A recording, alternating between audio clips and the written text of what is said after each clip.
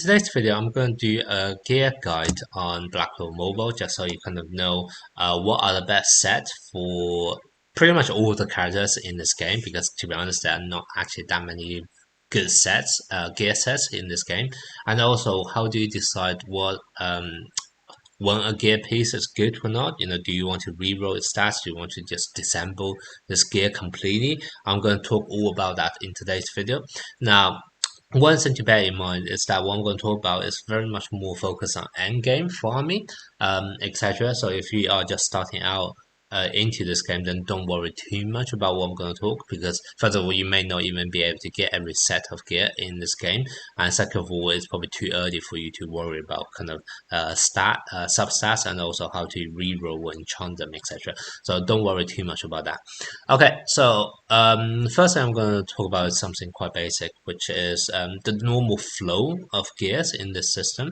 In this game, basically, gear comes in different rarity, and obviously you want to go for the LR.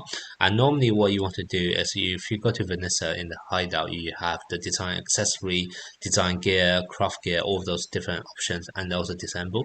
Normally, what you want to do is for anything which is SR or R, you want to disassemble them.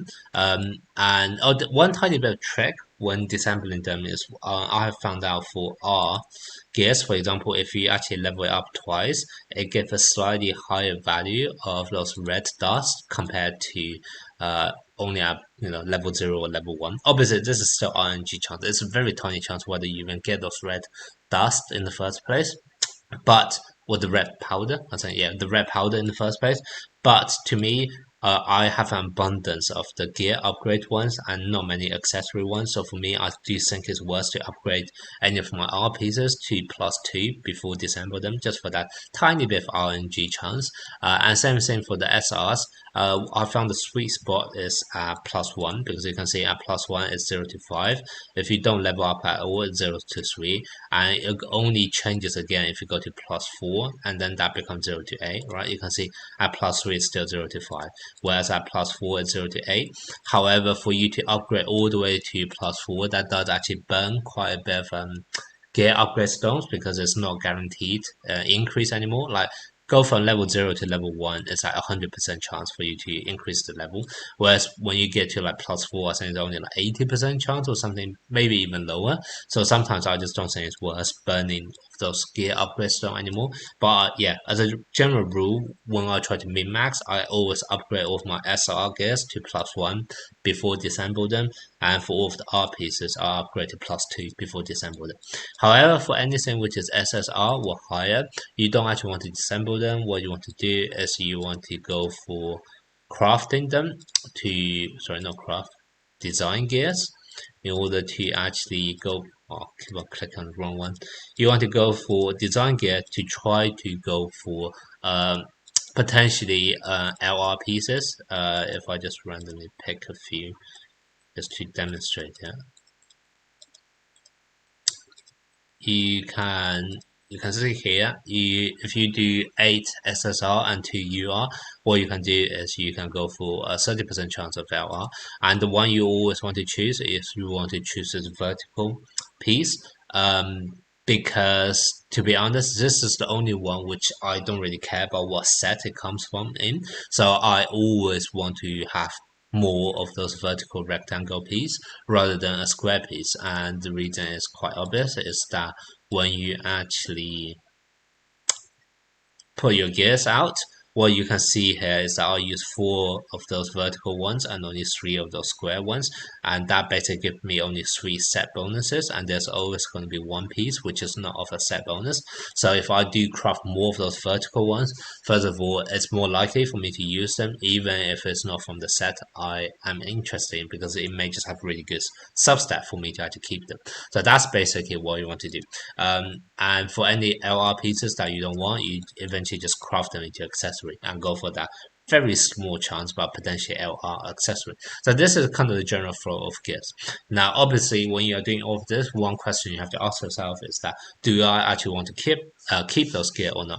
And the biggest factor on deciding whether you want to keep that gear or not is going to be, first of all, what set it's coming from, and two, what are the different substats it have, and then that basically kind of help you to decide whether this is something you want to eventually actually keep, or maybe even reroll if you see some really good substat. Because one thing you can, if you remember, is that when you do want to change substat in the future, right now we don't have those stones yet, but in the future there are those ones which allow you to lock onto one subset and then change the rest, and that's going to be really good by the time those come out, because then you can actually say I may want to keep a gear piece purely because I have one really good subset, as opposed to all of them needing to be good. And that's going to be one important philosophy for the way of how I choose to keep my gear, is that I want to keep any gear which have at least one very close to maximum value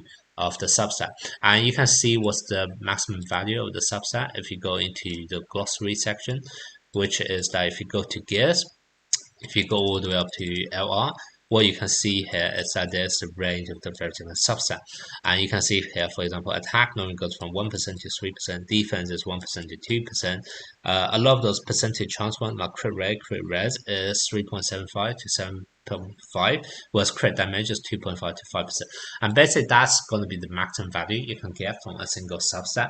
And that's normally what I then use to decide on whether I want to keep that gear or not. Because as long as it has one substat that I want and really high value in terms of that range, then I know that has a lot of potential in the future once I'm able to actually lock onto that stat and then reroll the others.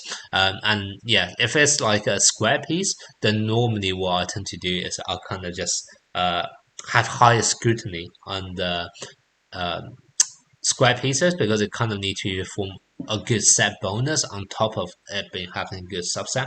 However, for any of the vertical ones, because there's always going to be one off piece which doesn't need to form a set bonus, a lot of time I literally just keep anything as long as there's one subset that's looking really good. Okay, so that's basically how you decide on an individual piece. But then there's the second question is which sets are actually really good. And once again, I normally take this consideration in terms of the substats as well. Because you have to bear in mind you are getting some stats bonus from the two set. And we're only going to compare to two sets because normally that's the way you build your gears. Very rarely you use four set, because four set kind of screw up your placement of the gears, and you normally miss out on one extra piece of gear, and that basically means missing out on full extra substat, and normally just not worth it. But I'm only going to compare the two set bonus, but you want to compare this in ratio of how much of the substat you are able to get from a single piece. So as an example, here I can get 7% attack or 7% magic attack percentage wise. However, for a single gear worth of substat, you can normally only get from a range of 1% to 3%. So the value of this set to me is worth about 2 or maybe 3 single gear piece worth of subset. So that's kind of the ratio or the value of how I want to evaluate this. This is somewhere between 3 or maybe possibly 4, because this increase both attack and magic attack at the same time, whereas if I go for a single piece, this would be 2 subset, right? A single subset only increases attack or magic attack.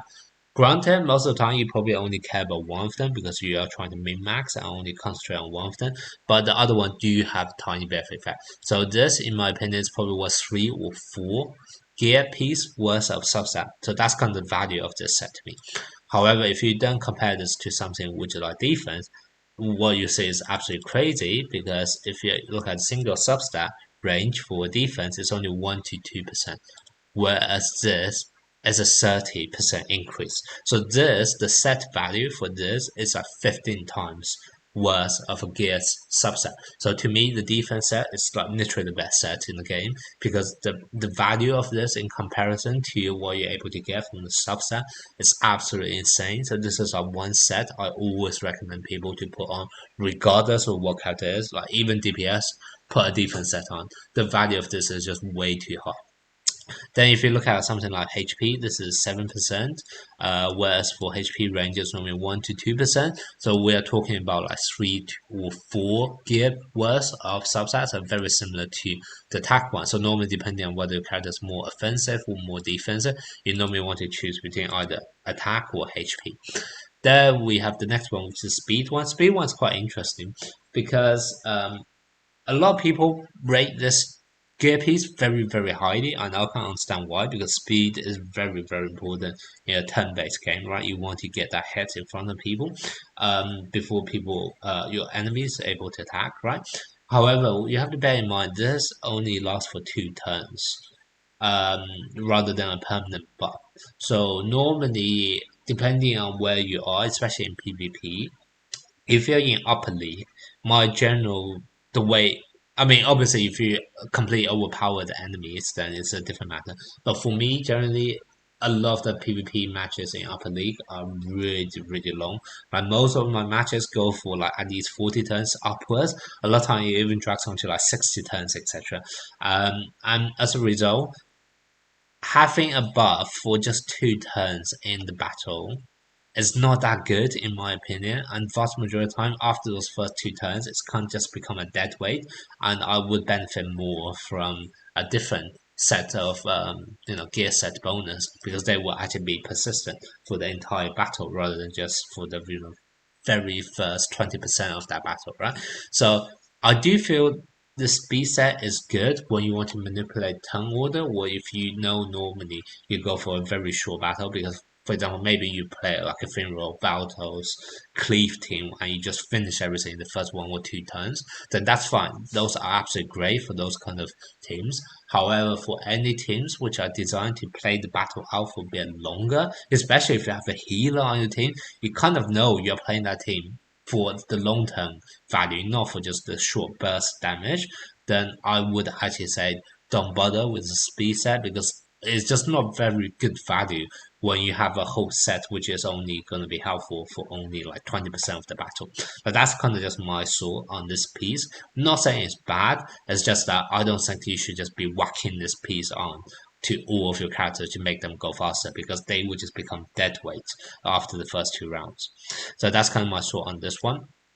Then crit rate, this is a really, really bad piece because you can see for the 2 set bonus only 5%. And if you look at single gear what's a substat, it is a 3.75 to 7.5. So like I can get a single piece and having greater subset than this entire set. This is just absolute rubbish, so definitely never, never go for this. Don't farm this. Crit damage is a bit okay-ish, because what you can see is crit damage normally the subset is 2.5 to 5%, where this is 7%, so we're talking about like 2 piece worth of substat. Not as high value as the attack and also the HP, so I don't typically recommend this unless you are going for like a once again a cleave team where you just literally want to pile on as much damage as you can, then fine, do it. But otherwise, this is another gear set which is actually quite low on my list of priorities. And then finally, we have penetration, which is really, really high value in my opinion. Because what happens is that penetration is not a substat you can get from anywhere else, right? And even in the game, there's not many characters who can buff up penetration. So this is actually one stat which you can never get enough of because there's just not many ways to actually increase this. And the other reason why this is really helpful is because the most broken gear set or the most overpowered gear set in this game is this defense one, and because everyone will be whacking on this defense because it's just so good value in terms of ratio to substat, penetration becomes a lot more helpful because you really want to ignore a huge chunk of those high defense that people are just stacking on all of their characters. So the value of penetration is actually really, really high, in my opinion. So the general recommendation I'm gonna give for anyone when you're building out a set is always keep one penetration set and keep one defense set, and then actually no, always keep one defense set. Penetrations that you normally want to keep unless you want to manipulate your turns, in which case you may want to go for the speed set instead of penetration set. But otherwise, for the other 80% of the times, I want to go for penetration set other than um, because it's just so much good value to ignore that huge amount of defense people are stacking up. And then as for the third set, I generally recommend either attack or HP. They're the same in my opinion. Just one for more offensive build or one for like barrier or healers, which I just scale off on attack or magic attack, and then the HP will go normally putting on like support, etc. Or tanks where you want to go for pure defense build, etc. But that's normally how I would recommend the gear sets. Now, those are all of the greater gear set, the one with the star at the corner. There are also those lesser ones. And for the lesser ones, the only ones I actually think is good is gonna be those two. One give a crit rate buff when HP is 70% higher. One give a crit damage for special skill. Vast majority of the time, they're not good, except for one scenario, which is those cleave team, where you try to just wipe out the enemy in like the first 1 or 2 turns. In which case, you need every bit of extra damage you can, and you can see here the 10% crit damage and 10% crit rate it's actually going to be higher what you're able to get even from the greater set.